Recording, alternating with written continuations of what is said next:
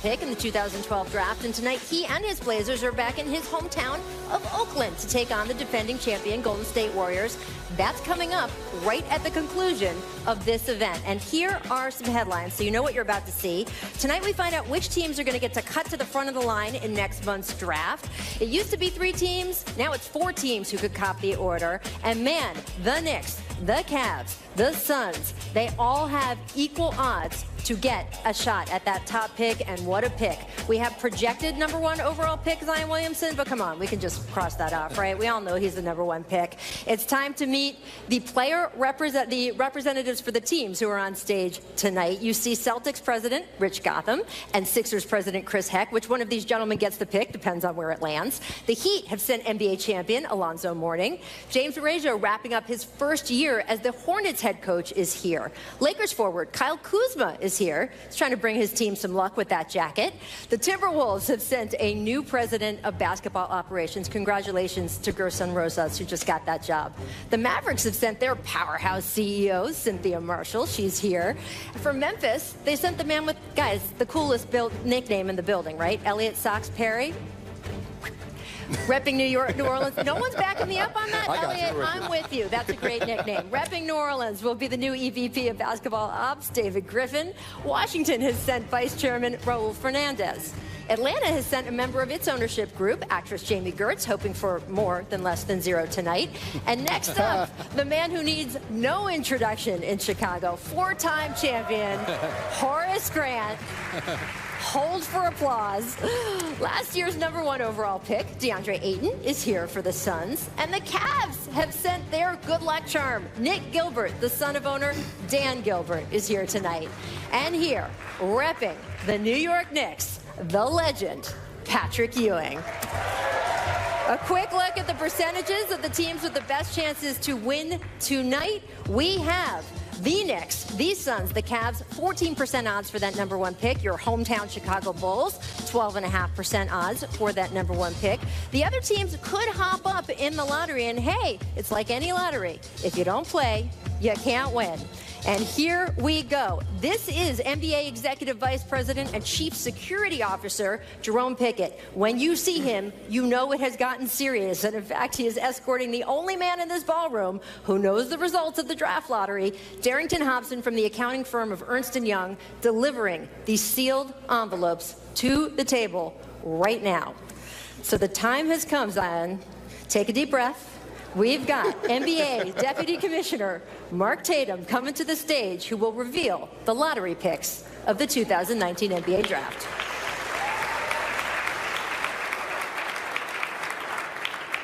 Thank you very much, Rachel, and good luck, everyone.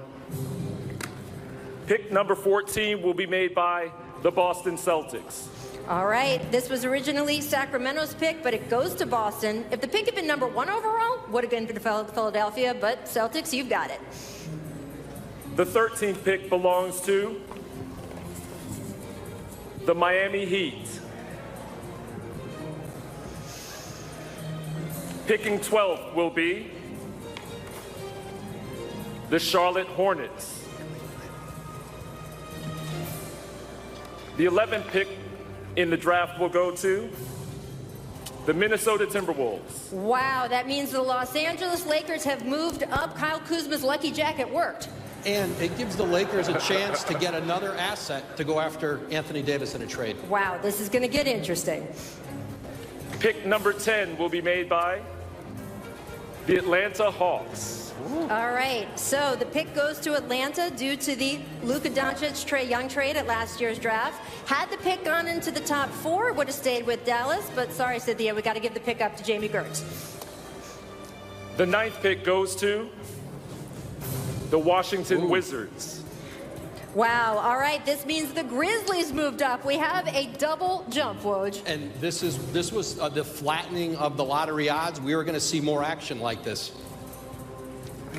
The 8th pick will be made by the Atlanta Hawks. That means that New Orleans has moved up. We have chaos here, people. Absolute chaos. Dave, you're supposed to look more excited, David Griffin. The 7th pick belongs to the Chicago Bulls. Wow. So we know where Chicago will be drafting now. All right, that means the Lakers, Grizzlies, and Pelicans have moved up. 2 more to go. Wow. Pick number 6 goes to the Phoenix Suns. So the Phoenix Suns have dropped out of the top of the lottery. The idea, too, of New Orleans up that high, David Griffin's looking for someone to play with Anthony Davis, not to move him out. 1 more. And the 5th pick will be made by the Cleveland Cavaliers. So the Cleveland Cavaliers have been hoping for their 4th #1 pick in 9 years. They won't be getting there, but it does mean that the New York Knicks, Patrick Ewing, you're moving on to the next round. Here is the draft party in New York. I think they're going to be happy, guys, when we see them. What do you think when it flashes to the screen? I'm guessing happiness. There we go. Stop filming yourselves. You're about to get a top pick in the draft, whoever it is. It's going to be exciting. Coming up, the drama is going to continue. Patrick Ewing is cool as a cucumber, but we're not, because the top 4 picks of the 2019 draft will be revealed.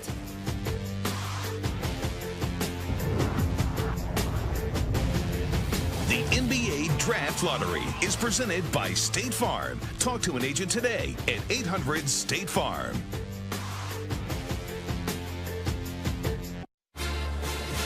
Welcome back to the 2019 NBA Draft Lottery, presented by State Farm. Oh, look, it's Steph Curry. He was the number 7 overall pick in the 2009 NBA Draft, leading his Warriors tonight into their 5th consecutive Western Conference Finals.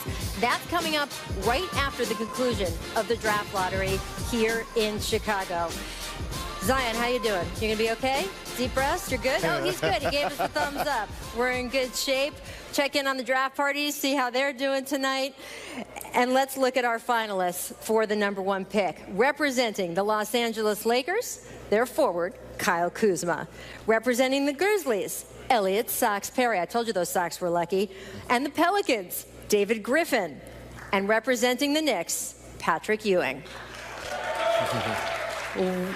We are down to the final 4. Let's bring in Commissioner Mark Tatum to seal this man's fate up here. Thanks again, Rachel. The 4th pick in the 2019 NBA Draft goes to the Los Angeles Lakers. The 3rd pick goes to the New York Knicks.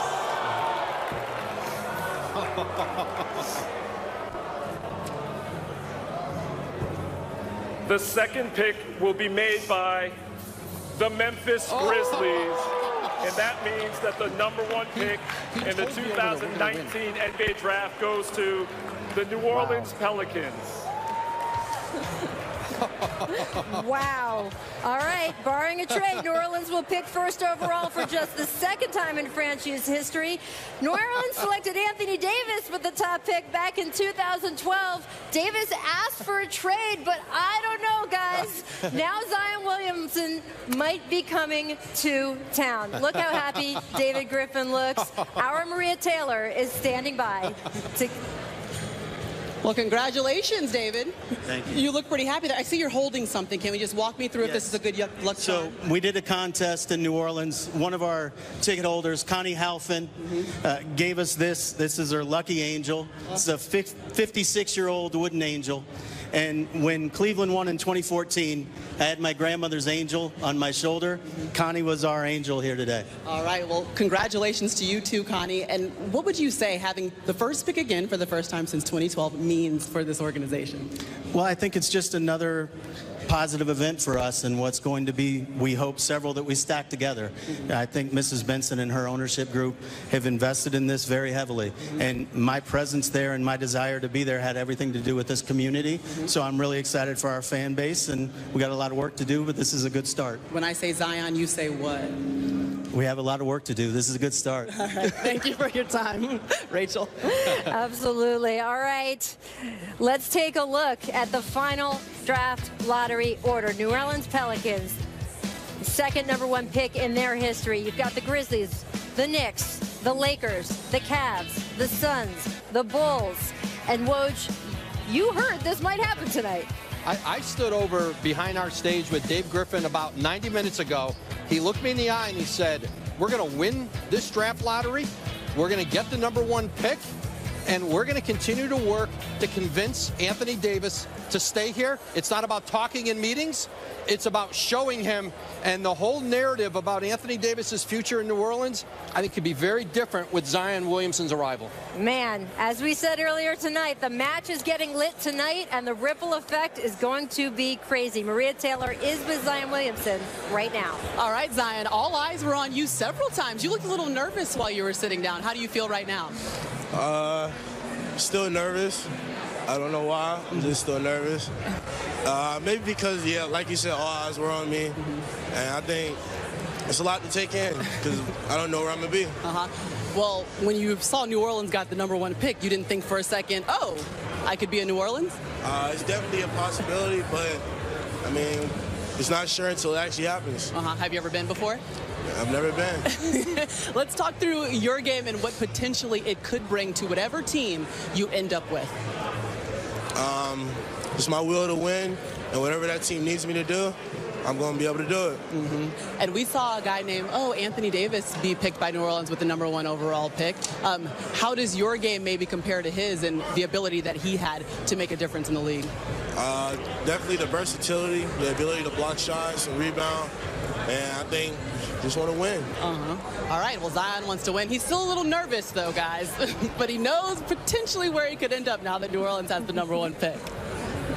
Thank you so much, Maria and Zion. I want to get your guys' quick reaction to the fact that he is most likely going to the New Orleans Pelicans. Well, first of all, it's amazing that the new system that the NBA put in had this kind of excitement to it. Really remarkable in the first year, and I think it's got to make everybody feel good about the decision.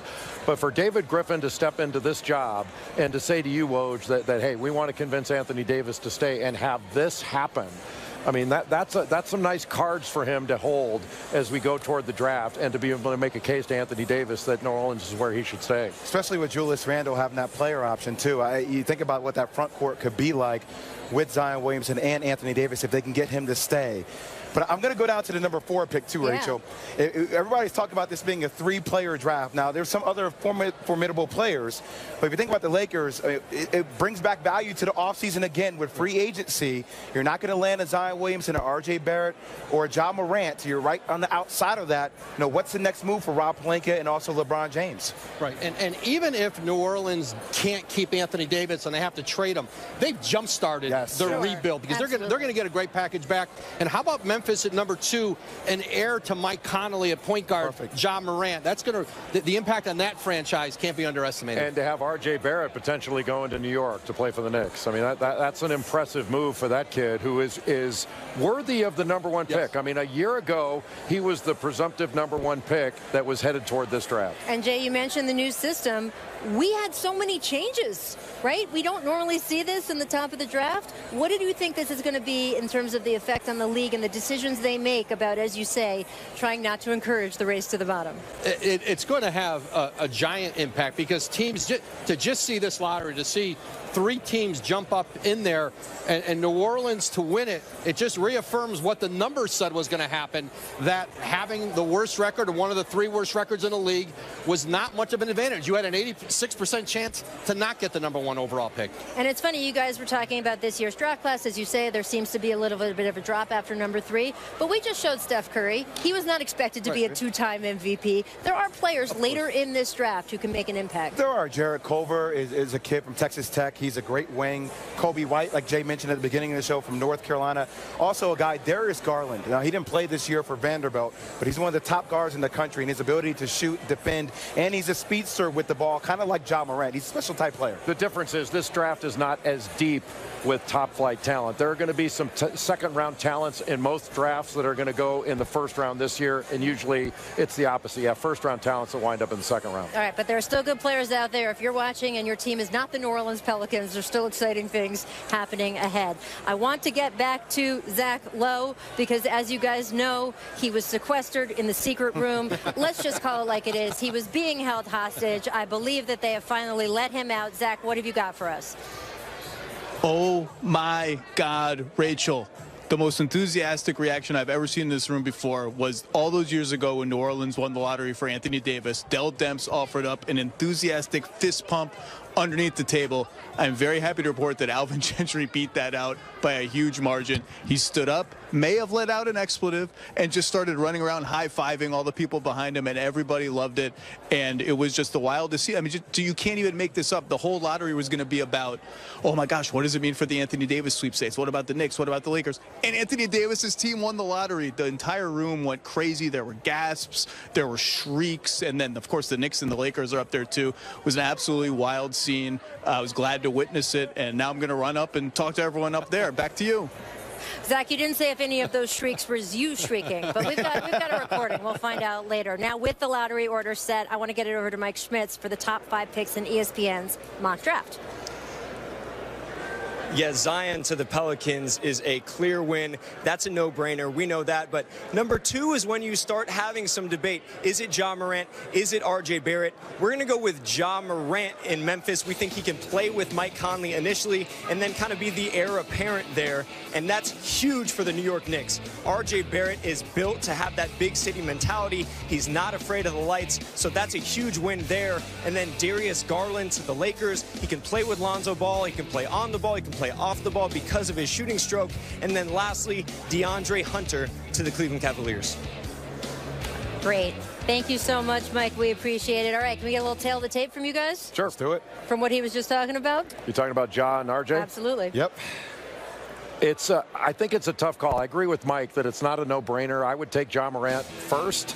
But if you go with the shooting, Jay, I think I would lean toward Ja Morant, although when he gets his feet set, the lefty R.J. Barrett can knock shots down. He's got to improve his free throw shooting, and Ja Morant's a much better free throw shooter. Morant's also a better passer. I would agree. When you look at the size, the length, I like RJ, but the style in which to play. I mean, look, same reason the Arizona Cardinals drafted Kyler Murray, right? You need a quarterback. You need a point guard, especially in today's age, a pace and space. And there's nobody better to learn underneath, if you're Ja Morant, than Mike Conley Jr., a guy who's been plagued by injuries for most of his career, but his basketball IQ is off the charts. It is going to be so good. A lot of draft coverage over the next month. Next up, the NBA Draft Combine is going to be Thursday and Friday. That's going to be on ESPN2. And then, of course, the NBA Draft live from Brooklyn on Thursday, June 20th. That is it from us in Chicago.